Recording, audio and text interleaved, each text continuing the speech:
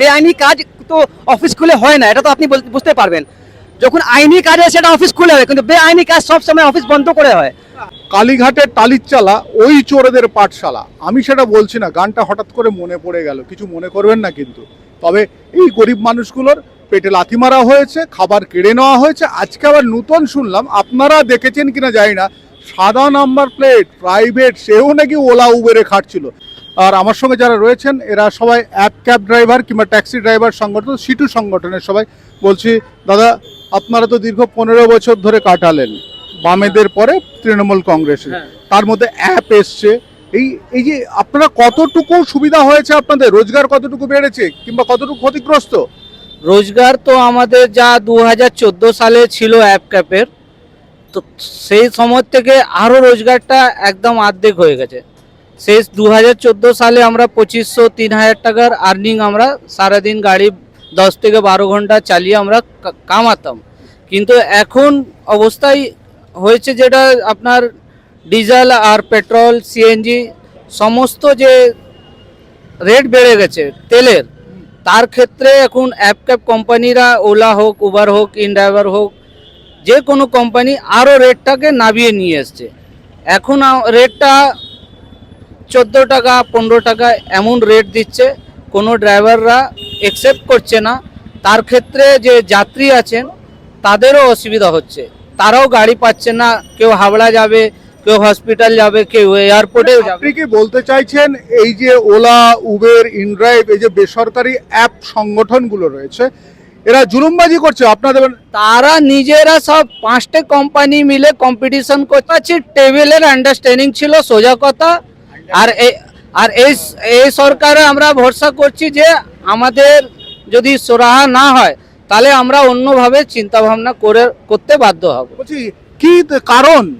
এটা তো কারণ তো আপনারা জানেনই যে সরকার সঙ্গে অ্যাপ ক্যাপে পুরো ভিতর দিয়ে ম্যাচিং ছিল। আমরা সব সময় ডাকতো ট্রান্সপোর্ট মিনিস্টার, আমরা গিয়ে ওইখানে সব কিছু করতাম, বলতাম। ওনাদের হতো কি উবের কোম্পানি বা অন্য কোম্পানিকে একটা মিটিং করা হতো, সেই মিটিং ডেটে সবাই আসতো, তারপরে আমাকে অন্য ডেট দেওয়া হতো কি সেই ডেটে আসুন, আবার আপনাদেরকে কিছু না কিছু আমরা ব্যবস্থা করে দেবো। তার মাঝখানেই উবের কোম্পানি থেকে একটা প্যাকেট নিয়ে দিয়ে দেওয়া হতো ট্রান্সপোর্ট মিনিস্টারকে, সেইখানে আমাদেরকে সব কিছু বন্ধ করে তারপরে যা প্যাকেট বলছেন যে মানে টাকা দিত? নিশ্চয়ই, সেইটা আমার জানা নেই, সেই কিন্তু নিশ্চয়ই আপনি একটা সংগঠনকে ডাকলেন, তারপরে আবার ডাকছেন না, আমাদেরকে পুরো দিলেন কি এই সংগঠন আপনাকে টাকা দিচ্ছে না, এইরকম আমার থাকতে এইরকম হবে না। তারপরে বললে কি ঠিক আছে, সংগঠন আমার থেকে টাইম নিয়েছে, উবের কোম্পানি টাইম নিয়েছে কি 10 দিন পরে আমরা সব ঠিক করে দেবো। এবার 10 দিন পরে আমরা আপনাকে বলছি কি স্যার আপনি 10 দিনের টাইম নিয়েছেন, কি হলো, সেই শুনছে না, কোনো গল্প হচ্ছে না, কোনো মানে হচ্ছে না। তার মানেটা কি?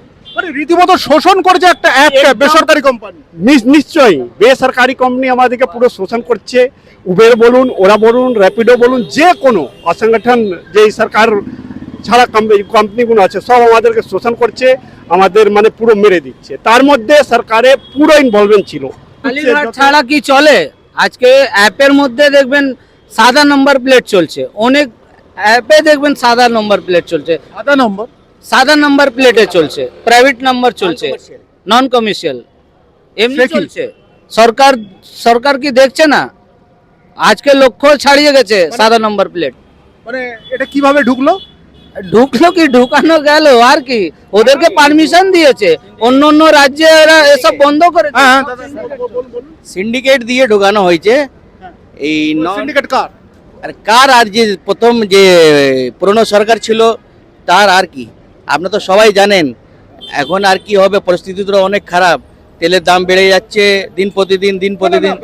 এই সাদা নাম্বার প্রাইভেট নাম্বার, সেটা নম্বর প্লেট বলছি, private number plate, non commercial ওইটাই private number plate, white number plate যেটা হচ্ছে ওইটাই প্রাইভেট নাম্বার প্লেট। মানে ওই ওলা ওভারে ঢোকানো হয়েছে, ওরাই খাটছে এমনি। মানে আপনার যেরকম মানে আইনে হিসাবে বা আইনে হিসাবে সব দিকেই ওরা কাজ করছে। পুলিশ ধরে না? না, পুলিশ ধরে না। সাদা নম্বরের প্লেট খাটতো, এর পেছনে মানে কাদের অত রয়েছে, হাত ছিল? সরকার পুরো জানতো, এরকম নেই কি সরকার কিছু জানে। সরকার ছাড়া কোনো করাপশন হয় না। যে আগে যে সরকার চলে গেল ও টেবল আন্ডারে সব কাজ করতো, এরকম কিছু নেই। করাপশন সরকার ছাড়া হয় না, এটা ক্লিয়ারলি, যেটা আপনারা জানেন, পুরো দুনিয়া জানে। সরকার যদি চায় তাহলে এখন সব কিছু বন্ধ হয়ে যাবে, এখন বন্ধ হচ্ছে না। এখন এই রাস্তাঘাটে হকার করে তুলছে তো কিভাবে তুলছে? সরকার চাইছে কেন হকার হবে না, সেখানে তুলে বন্ধ করে দিচ্ছে, বন্ধ হয়ে গেল। সরকার যদি চায় একদিনে সব কিছু বন্ধ হয়ে যাবে। এবার আমরা এক্সপেকটেশন রাখছি, নতুন সরকার এসেছে, শুভেন্দু বাবু এসেছেন, আমি শুভেন্দু বাবু থেকে একটা একটা ডিপার্টমেন্টের খেলা, পরিবহন ডিপার্টমেন্টের খেলা। আপনি একটু বুঝিয়ে বলুন যে এই পরিবহন কি এ করলো, মানে কারচুপি করেছে, কোনো অসৎ কাজ করেছে, নাকি টোটাল সরকারটাই করেছে? টোটাল সরকার, মানে এখানে একটা সিন্ডিকেট চলছে। সরকার ছাড়া কি করে সিন্ডিকেট চলতে পারে? সিন্ডিকেট কারা চালায়? সিন্ডিকেট অফিসিয়ালি গভর্নমেন্ট চায়, গভর্নমেন্ট টেবিল আন্ডার থেকে টাকা যায়। এবার এখানে একটা গাড়ি চলছে, কিন্তু এটা অন্য গাড়ি, হোয়াইট প্লেট চলছে। সিন্ডিকেটের অফিস কোথায়? সেটা তো জানা নেই। সিন্ডিকেট অফিস তো খুলে হবে না, এটা তো ওটা মানে ওটা তো পুরো প্রাইভেট আছে, মানে এটা বেআইনি কাজ হচ্ছে। বেআইনি কাজ তো অফিস খুলে হয় না, এটা তো আপনি বুঝতে পারবেন। যখন আইনি কাজ হয় সেটা অফিস খুলে হয়, কিন্তু বেআইনি কাজ সব সময় অফিস বন্ধ করে হয়।